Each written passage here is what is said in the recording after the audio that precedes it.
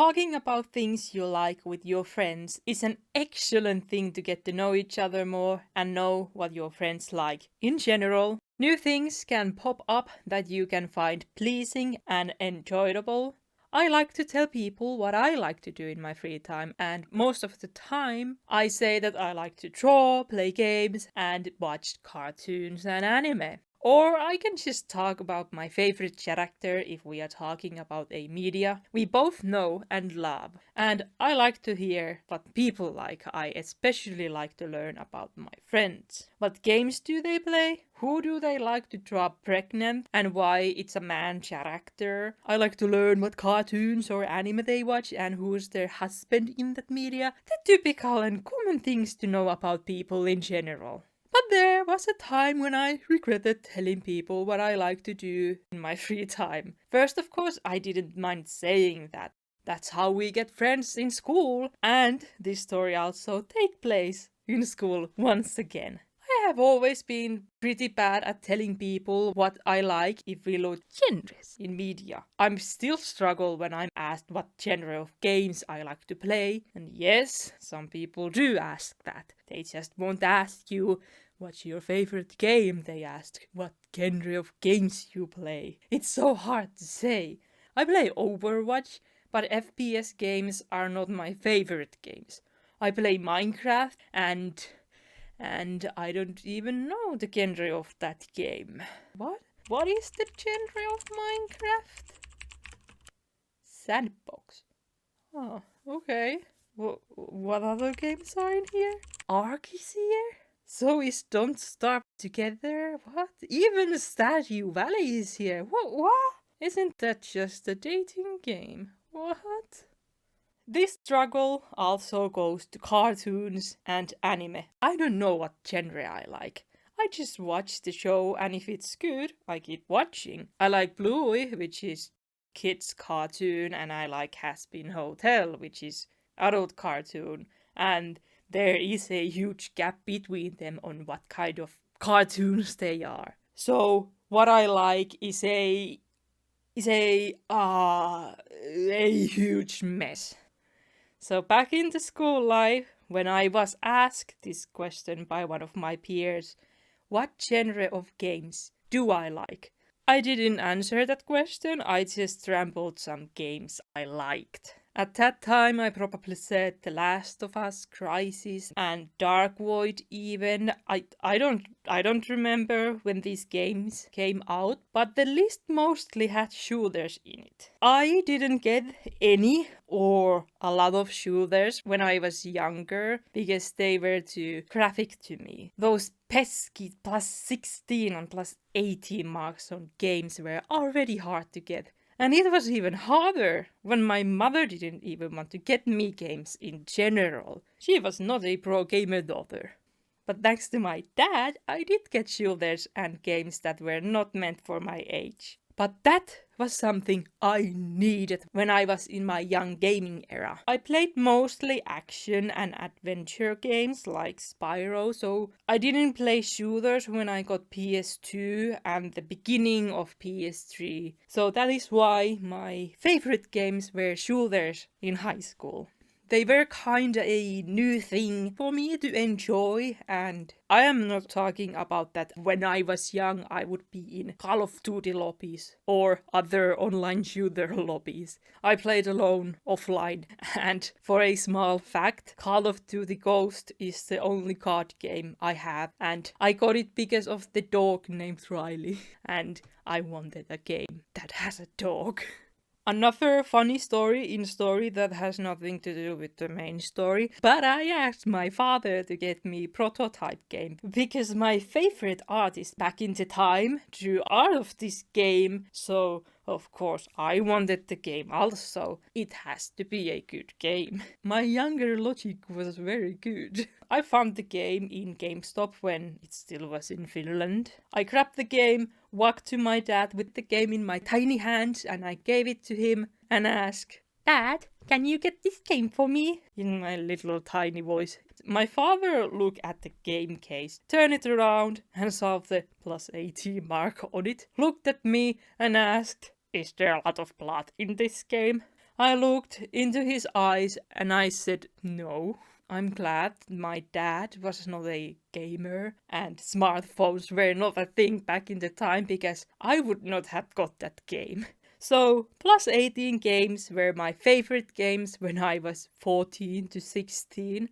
And this person in school, yes, we are back in here, who originally asked me the question about what genre of games I played, probably knew all the games I said and could say easily that I like shooters. Now, you could say, oh, this is nice, you got a gamer friend, and that I thought first too, a gamer friend, how lovely. But the problem started when this person came to me in class and handed me a game and just said, you will like this game.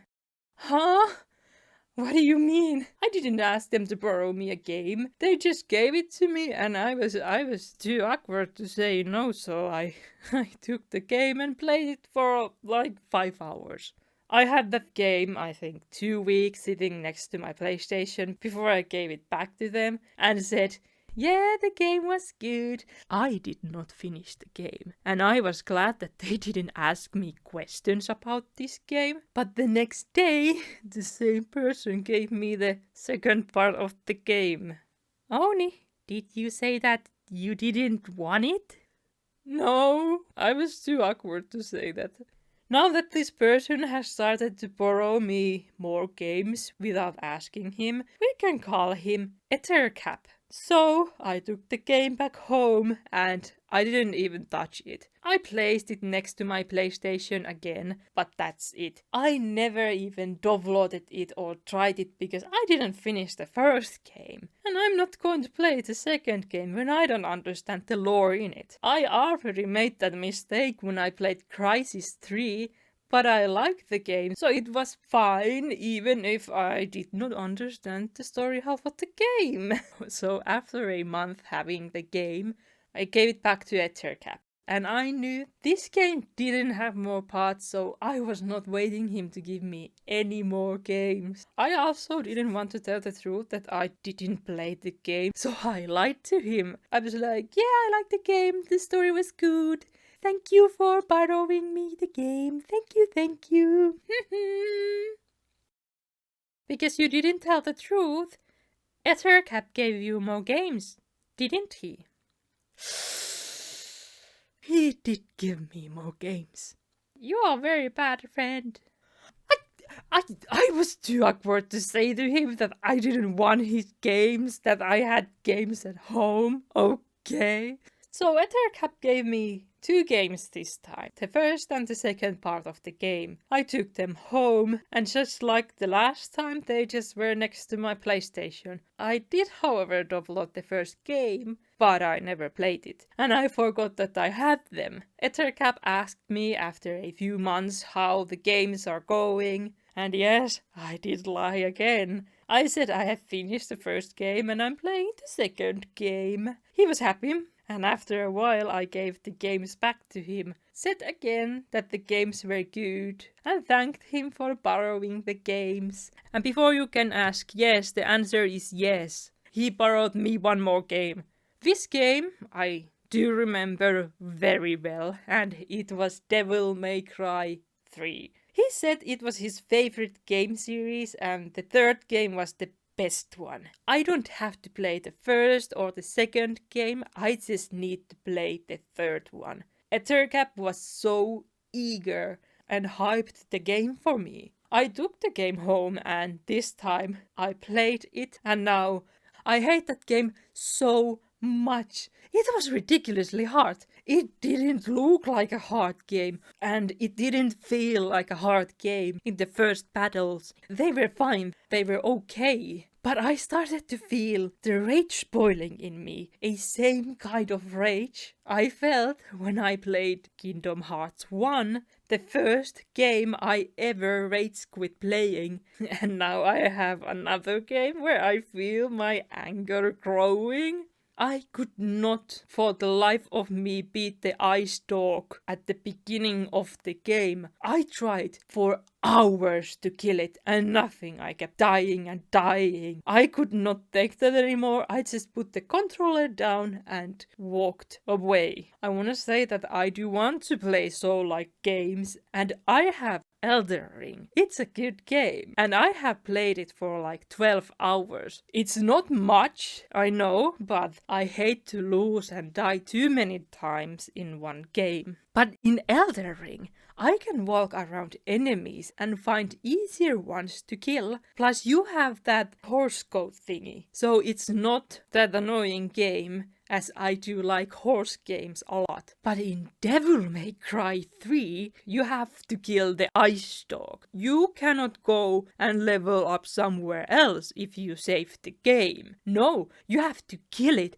to continue the game. But if it's too hard, you're just stuck at the beginning of the game, and it's just so annoying. I gave the game back to Ethercap the next week, and I said to him that I hate that game. I will never play that game again, and I could not finish it because of the ice dog at the beginning of the game. Ethercap just laughed and took the game back. He made it a joke, and I also laughed, of course. He didn't mean it in a bad way. He wanted to make me feel good, even if I could not beat the dog in the beginning. And he knew it was a hard game and never told me. I don't know. Was it his secret plan to make me hate Devil May Cry 3 and remember my hatred towards Kingdom Hearts 1? Who knows? But one thing is good, he never let me more games, so I didn't have to lie to him that I played the games because I didn't play. And when I played, I just got so angry. Because of Devil May Cry 3, and of course my awkwardness of not saying no to him borrowing his games to me, I really hated that I told Ethercap that I enjoyed playing games. Thank you all for watching my video till the end. You are all amazing, and I really want to thank you all for it. Heart, heart, heart. I hope to see you all in my next video. Bye.